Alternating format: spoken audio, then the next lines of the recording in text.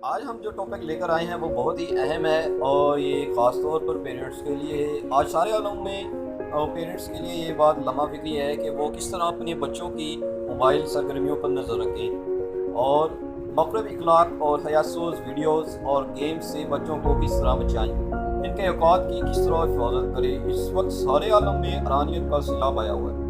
आए दिन अखबारात में स्कूल के बच्चों की हयासूस खबरें आती रहती हैं। बच्चे तो क्या बड़े लोग भी ऐसे पहलू का शिकार हैं। तो ऐसी टेंशन्स के हम एक हल लेकर आए हैं और एक तकनीक आपको इस वीडियो में बताएंगे। तो चलते हैं आज की इस वीडियो की तरफ।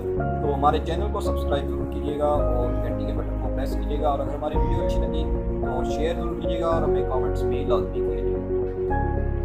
तो आपके घर में 7 से 14 साल तक के बच्चे भी होंगे, ठीक है, और ये टेक्नोलॉजी का दौर है और अक्सर बच्चों की जिद पर या किसी और मजबूरी के तहत अपने बच्चों के हाथ में स्मार्टफोन पकड़ा दिया होता है पेरेंट्स ने। और आप अपने बच्चों को कंप्यूटर, इंटरनेट और मोबाइल फोन से दूर के लिए रख सकते हैं। इसलिए कि आम हालात में अमूमन मोबाइल दौर में खसूसन ऑनलाइन क्लासेस का सिस्टम भी मुनक्किद है। और अलग यानी कि तालीमी सरगर्मियों की बात की जाए तो मोबाइल और इंटरनेट इस्तेमाल ना करें, ठीक है।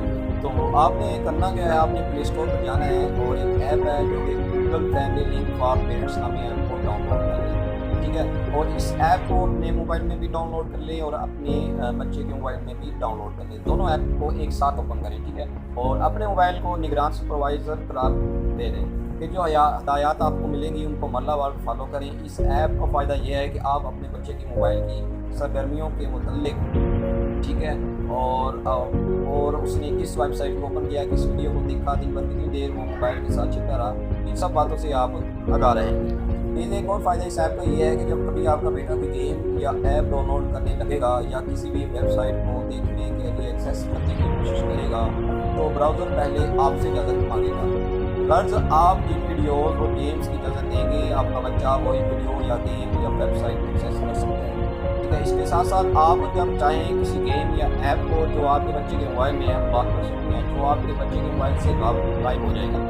जब तक आपकी इजाज़त नहीं होगी वो नहीं हो सकेगा। इसी तरह आप अपने क्रोम ब्राउज़र में जाकर सेटिंग में जाएं और वहाँ सेव सर्च फिल्टर में जाएं और वहाँ फिल्टर एक्लिक रिजल्ट्स को सिलेक्ट करें। इसी तरह वीडियो में डू नॉट ऑटो प्ले को सिलेक्ट कर दें तो इससे भी आपको काफ़ी फ़ायदा हो सकते हैं। इसी तरह प्ले स्टोर में जाएँ, प्ले स्टोर की सेटिंग को ओपन करें और वहाँ पेरेंटल कंट्रोल्स को ऑन कर दें। उम्मीद है इतना करने से आप और आपके बच्चे का मोबाइल नामुनासिब मवाद से पाक हो जाएगा। लेकिन इस सबसे ज़्यादा अहम बात यह है कि अल्लाह का जिक्र कसरत से किया जाए कि वही मोमिन के लिए हथियार है।